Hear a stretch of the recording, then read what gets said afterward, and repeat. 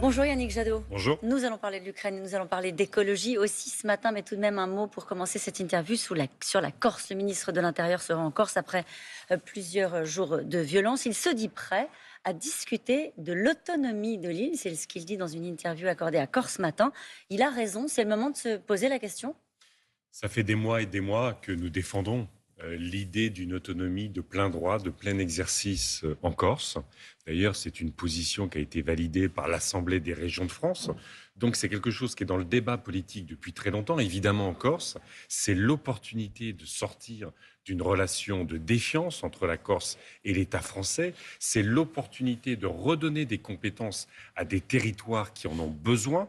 Et c'est légitime. Ce qui est terrible, c'est qu'il faut un drame, comme d'habitude avec ce quinquennat, pour commencer à entrevoir des solutions. Jamais rien n'est anticipé, jamais rien n'est réglé quand il faut le faire, alors que ça fait un an que notamment Gilles Simeoni a une nouvelle majorité en Corse, qu'elle est forte, qu'elle s'inscrit dans ce processus de sortir de la défiance, de reconstruire une relation. Et cette opportunité-là n'avait pas été saisie par Emmanuel Macron jusque-là. Il faut le faire, mais c'est trop tard, dites-vous ce non, matin. Non, c'est pas trop tard. Non, il faut le faire. Il faut rentrer dans cette négociation sur un statut d'autonomie, parce que on voit bien que sur la question du foncier, sur la question des déchets, sur la question de certaines compétences fiscales ou de protection de l'environnement. Il aurait fallu le faire en début de quinquennat, c'est ça? Il aurait fallu le faire en début de quinquennat, surtout il aurait fallu le faire depuis un an, qu'il y ait une majorité en Corse qui est favorable à ce type. Les nationalistes demandent aussi la libération de ceux qu'ils appellent des prisonniers politiques. Ça reste une ligne rouge pour vous? C'est le rapprochement. Enfin, vous vous rendez compte l'échec. Ça fait, là aussi, ça fait des mois et des mois qu'on ait un certain nombre de responsables politiques, y compris c'était transpartisan, pour faire le rapprochement des détenus corses, pour qu'ils puissent... C'est la loi. Vous les appelleriez les prisonniers politiques? Non, vous savez, il y a eu des décisions de justice. Les décisions de justice sont très très claires. Mais le rapprochement, c'est la loi. Et on voit bien que le statut de DPS n'a protégé personne et que c'est un drame absolu qui est arrivé.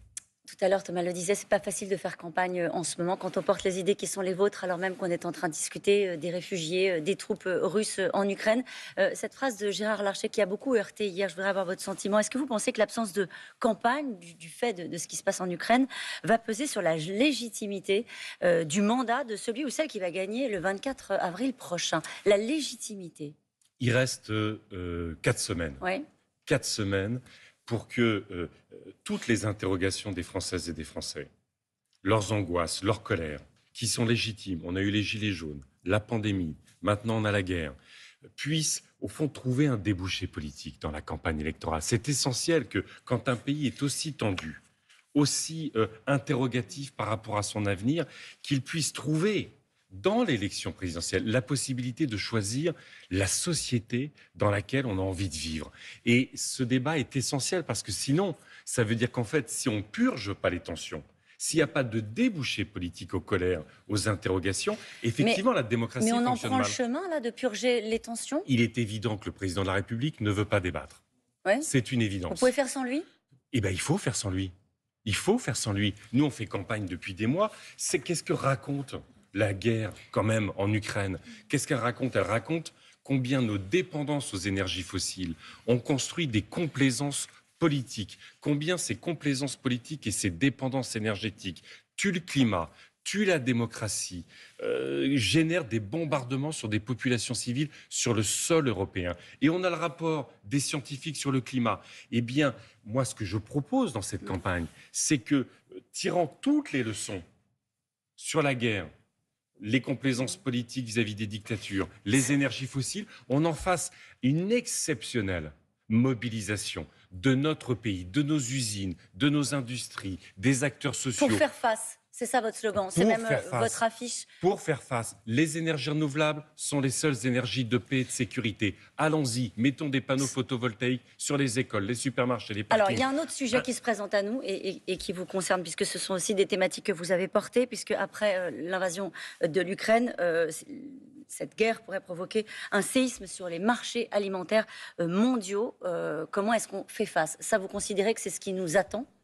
Bien sûr. Vous savez que quand on a eu la crise en 2007, 2008, déjà, on a eu une crise alimentaire mondiale.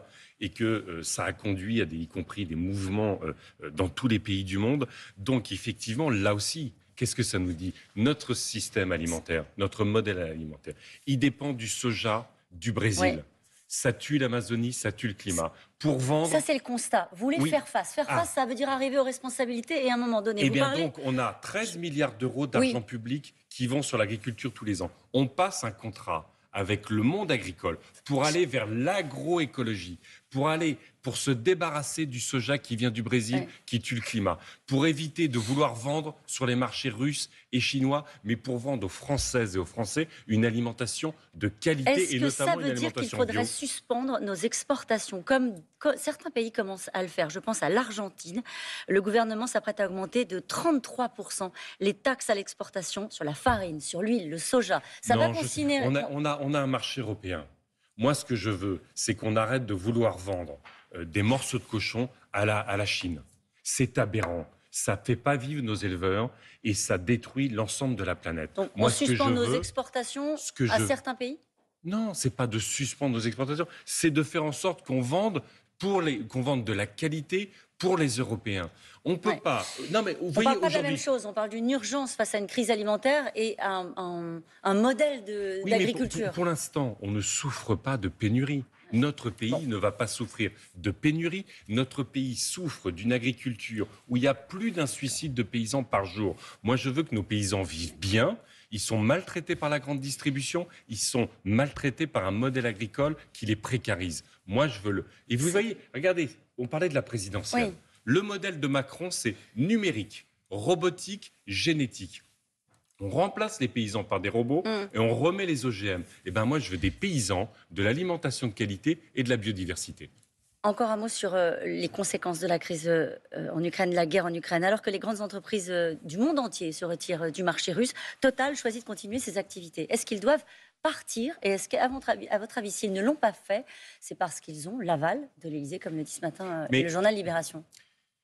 Total, aujourd'hui, participe à alimenter les recettes de Poutine et à financer la guerre en Ukraine. Total est complice des crimes en Ukraine. Total, vous le savez, a été soutenu très massivement par Macron, ministre de l'économie à l'époque, pour qu'il s'installe en Russie. C'est Macron et Vladimir Poutine qui ont signé un accord pour favoriser les activités de Total en Russie en 2018. Donc Emmanuel Macron a parfaitement la possibilité d'exiger de Total le retrait de... C'est ce que vous lui demandez ? J'exige le retrait de Total. On ne peut pas avoir un grand groupe national français complice des atrocités en Ukraine, y compris pour alimenter le dérèglement climatique et notre dépendance. Il faut... Vous savez, si les Français le choisissent, nous aurons une grande loi de séparation du public et des lobbies. Parce que vous avez, à la direction des affaires publiques de Total, l'ancien conseiller de Jean-Yves Le Drian. Vous avez à Rosatom, aujourd'hui, l'entreprise publique du nucléaire russe qui est en partenariat avec EDF. Proglio, ancien patron d'EDF. Tout ça est dans la confusion absolue des intérêts généraux et des intérêts privés. On sort Total de Russie et on taxe, on confisque les profits pour servir les consommateurs et compenser les hausses de prix. Vous êtes prêts pour débattre ? Oui. Parce que vous avez 2 débats qui arrivent. Un avec Marine Le Pen ce soir, un autre avec Éric Zemmour. Qu'est-ce que vous voulez démontrer ? Déjà, à l'automne, vous ne vouliez pas débattre avec Éric Zemmour. Maintenant, mais il n'était pas candidat. D'accord. J'avais dit, moi, je ne débat pas avec un journaliste qui n'est pas candidat. Qu'est-ce que vous voulez démontrer, vous ? Je vais démontrer qu'en fait, dans cette élection, on a un choix entre 2 options, l'écologie et la barbarie. C'est si simple que ça, Yannick Jadot. À un moment donné, vous construisez une société qui fait face aux défis du climat, des inégalités, des guerres, des complaisances politiques, de la démocratie, où vous choisissez la haine, le repli, la fermeture, la sortie de l'Union européenne et la complaisance avec toutes les dictatures, ce qui veut dire l'asservissement aux dictatures. Bon, ça va, vous n'êtes pas fatigué? Non. Parce qu'on a lu dans la presse que vous étiez fatigué, vous aviez annulé des déplacements. Mais j'ai annulé un déplacement à Toulouse, alors que je vais débattre avec Marine Le Pen ce soir et que je suis avec vous ce matin. Donc, si vous voulez, j'ai annulé un déplacement, mais effectivement, c'est pour pouvoir débattre. Et je pense que c'est ce qu'attendent les Françaises et les Français. Merci beaucoup, Yannick Jadot. Et je vous rappelle que vous pouvez retrouver cette interview quand vous le souhaitez sur France.tv en podcast. Merci beaucoup Caroline. En restant en Russie, Total est complice des crimes de guerre de Vladimir Poutine. Total complice des atrocités commises en Ukraine, nous dit Yannick Jadot, qui ajoute par ailleurs qu'il est favorable à une autonomie de plein droit en Corse. Le candidat écologiste à la présidentielle était donc l'invité de Caroline.